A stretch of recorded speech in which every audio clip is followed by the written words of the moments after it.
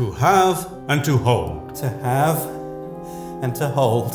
Through good times and bad. Through good times and bad. From this day until my last day. From this day until my last day. You may turn on the PS5.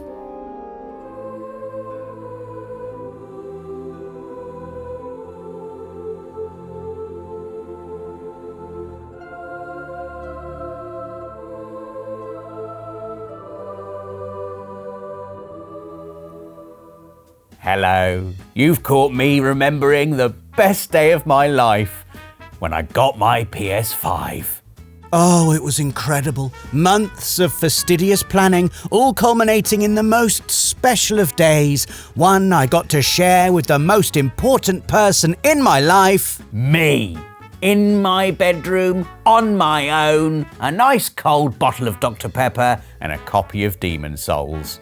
I got married once too, which was also pretty good to be fair, but since then I've had to adapt my approach to gaming in light of, sharing my life with another human being. I guess it's all part of growing up. The average age of gamers continues to rise. Those of us whose childhoods were illuminated by the joy of PS1 are in our 30s and 40s. God. And the responsibilities of adult life often collide with the one thing that deep down we all still want to be doing. Playing games from the moment we wake up. Being married, and I'm using the term married here essentially as shorthand for anyone living with another adult human being, throws up some very specific considerations I've enjoyed navigating these past 10 years. Here then are 7 dilemmas only married gamers will understand. The rest of you just watch and laugh. Our first entry applies if you, like me, find yourself married to or living with someone who doesn't play games. Now, that may seem strange to some of you, but I personally think it's good and healthy to have different interests. I loved playing Final Fantasy VII Rebirth recently, and for me that time was all the more special because it was just that, for me. Yes, the advent of PlayStation Portal means you can now play your PS5 while someone else is watching the TV. But say if I wasn't lucky enough to find one of those in my most recent Christmas stocking, then balancing a couple's watch-through of the latest TV show with what I actually want to do, which is selfishly take over the living room TV and pump the Bow Wow Wow song throughout the entire house, is quite the challenge. As everyone knows, being in a relationship is a constant exercise in compromise, and so sometimes you have to squash your inner teenager, who never leaves, by the way. Mine rattles around inside my head, constantly screaming, "Video games all day, me, me, me, me, me." Yeah, you have to squash that, and instead, just enjoy a few episodes of Cake Murders, or whatever the heck it is they're making these days. Madeline, what are you doing? Sorry, Victoria. I'm going to have to kill you. You're just too jammy. Oh my god, what a show! Do you want to watch the next episode? Your head is saying Final Fantasy, Final Fantasy, Final Fantasy, but for some reason your mouth just says Yes. Let's flip reverse it for entry number 2 and imagine you're married to someone who does enjoy video games. This is nice, isn't it? We're playing games together. You're taking an interest in my hobby. Maybe we can pass the pad at the end of each chapter. Yeah.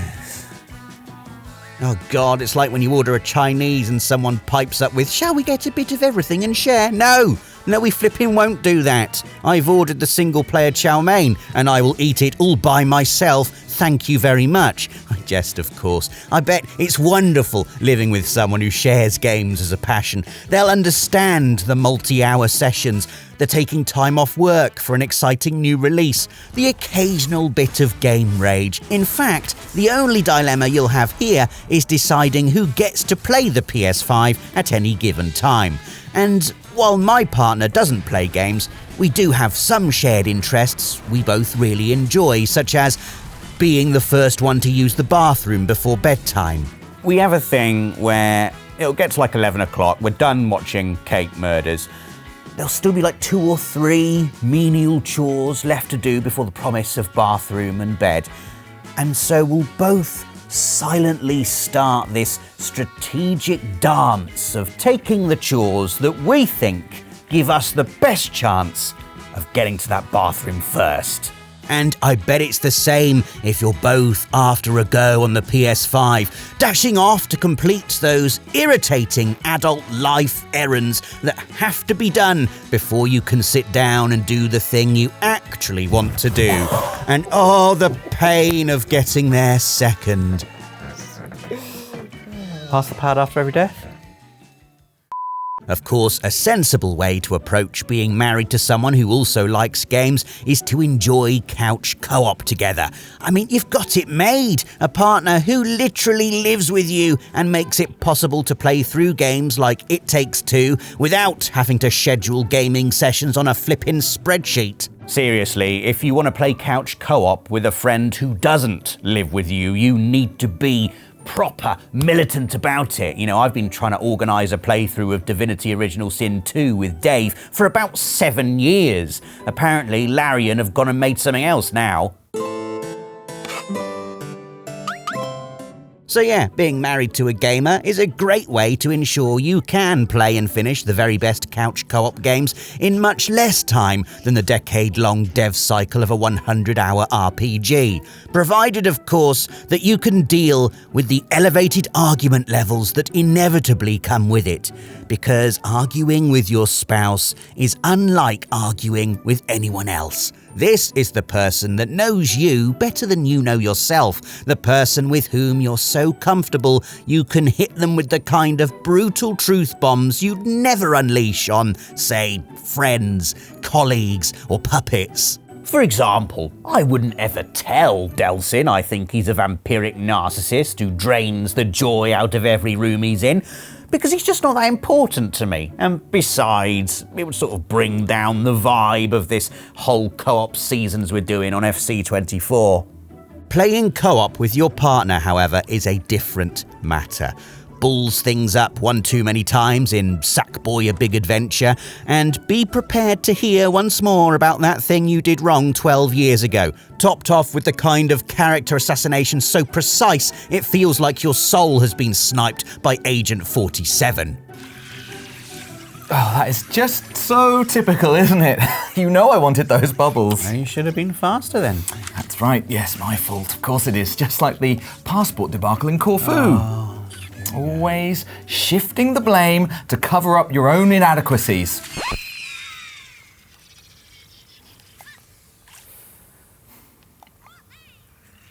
The blue recycling bin tomorrow. Yep. As hard as it is to accept, there will be times as an adult where you will choose to do things that aren't playing games. One thing people who live together sometimes do is go on holiday, which is good and fun and healthy and broadens your horizons, gives you a change of scenery, allows you space to unwind and disconnect. But have you ever had to look your PS5 in the eye before saying goodbye to it for an entire week? Oh, it's heartbreaking. Compared to this, dropping the dog's offer to dog sitter is a piece of cake. I mean, look at its face. It does have a face. There it is, along with the TV and the fridge getting ready for a week in rest mode, where it will dutifully download all my updates so that when I get back, I don't have to wait. So good. So alone. And then you'll be on holiday, typically, when a game you've been really looking forward to comes out. True story, I was away on holiday for 5 whole days with Final Fantasy VII Rebirth waiting for me at home. Are you having a nice time? My wife would ask. Yes, I would say, which was the truth. But didn't change the fact there was a second, even stronger truth that was, despite the brilliant time I'm having in this beautiful, real-life place, there's an even more brilliant time I'd love to be having in a beautiful pretend place on my PS5.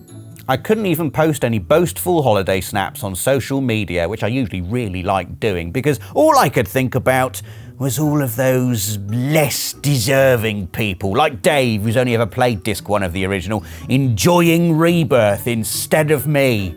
being on holiday with the person you love most in the world. Woe is every gamer who has to experience this. There's one small phrase that comes with being married that's sure to send an icy finger of dread down the spines of even the most battle-hardened of platinum trophy hunters. In-laws. Worst of all is when they come to your house. So not only do you have to feed them your food, you have to do it in front of a PS5 you can't play.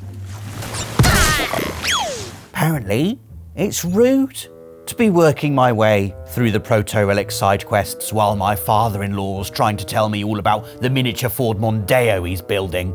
The worst thing about this situation is that unless you've got really cool in-laws, not only can you not play games, but you can't even talk about them unless you want to sour the atmosphere at dinner and subsequently ruin your evening, marriage and life. Oh, I just can't believe the political situation at the moment. It's an outrage. Stamps are just so expensive now. And have you heard what passes for music these days? What are you up to at the moment, Robert? Well, I've been trying for the Platinum Trophy in Crash Bandicoot 4.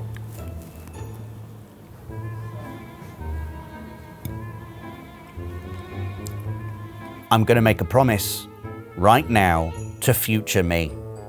If I ever become a father-in-law, I'm going to talk about games all the time. And whoever it is who marries my daughter, I'm going to be like, come in, come on, sit here. Let's watch some Friday features together, some old Friday features. It's me. It's me when I was younger. You can call me Dad if you like. Our next dilemma, and you don't have to be married for this, just living with anyone really, could be a mum, is what I call LeBlanc's Law. Much like Murphy's Law, which says that anything that can go wrong will go wrong, LeBlanc's Law states that if you're playing an embarrassing minigame, then your partner or your parent or whoever it is will walk in on you while you're playing it. This law is named for the LeBlanc massage minigame in Final Fantasy X-2, which has to be the most needlessly noisy minigame I think I've ever played. If you know, you know. And I bet your mum walked in while you were playing it, didn't she? Oh, I'm that good? That is good. Robert! When did you get so What on earth are you playing? It's not what it looks like. Really? Because it looks like you're playing some kind of debauched massage minigame from Final Fantasy X-2, just so you can get 100% completion! Okay, it's exactly what it looks like. Okay, the seventh and final dilemma of the married gamer happens when it's late at night. Maybe you don't have work tomorrow. Maybe you're just not tired. Whatever the reason, you feel the call. The call to game. And now there are two things you have to do. Number 1, wait for your partner to fall asleep. Now you can't go too early or you'll blow it. I'd recommend waiting for about 20 minutes after you hear the first snore. You want to wait for the deep snores. Once you hear those, it's time for the most important step. Get downstairs to your PS5 without waking them up. To the untrained gamer, this may sound pretty difficult, but let me show you how adept I have become at this. I know every dodgy floorboard. I know how long after the heating's been turned off I need to wait for the pipes to start creaking to cover the sound of my footsteps down the stairs.